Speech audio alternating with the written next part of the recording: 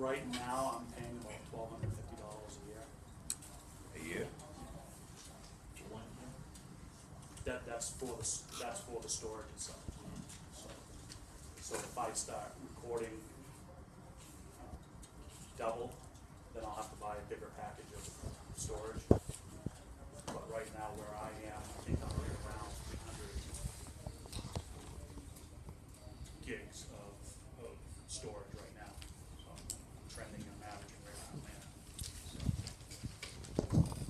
How long, how long do they last in storage?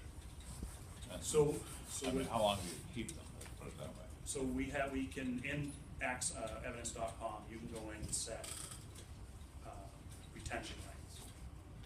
So say for a motor vehicle stop, I can set that to say for 30 days. Okay? Or I can set it to keep forever. I think each individual department should be able to set up their own retention rates because they know what's best for their community. What I think I don't need to keep, where I may think they should keep double what I think. I think it should be based on what the best practice for that town is. Motor vehicle stop, it's a warning. I think within 30 days gives the motorist the time to say, you come in within that 30 days and say, hey, the officer was rude to me, he swore to me, whatever. I think if they wait 45 days, Yeah. I think 30 days is what I judge to be a good time to hold it long enough to review it and then have it in case a complaint does come in. Where it may say, hey, I want to keep those for 90 days. So it can be set up right in the evidence.com and manages it for you. Question. Do you have any bandwidth issues? Like how long does it take to upload? So what you have is a ETM, it's a Evidence Transfer Manager, I think it's called. We had a lightning strike, so Friday I was out.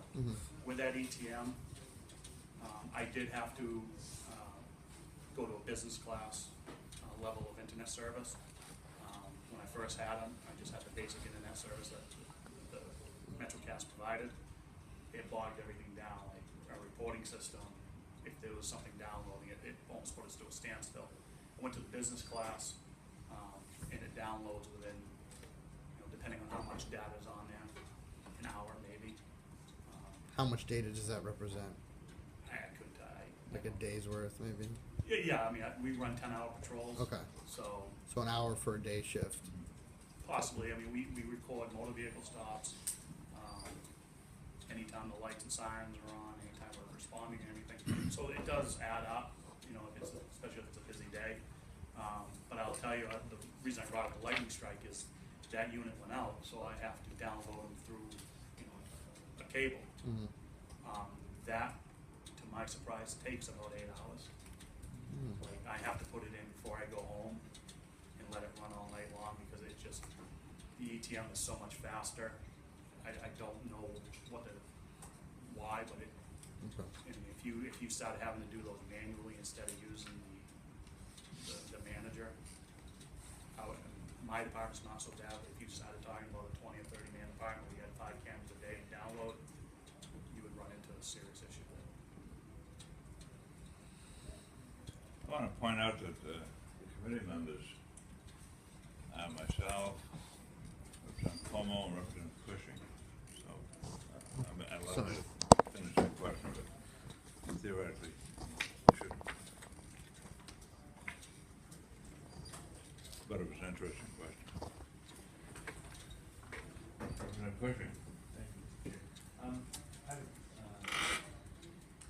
I'm wondering about the current policies that you have for body cameras, and you also have dash cameras in the department.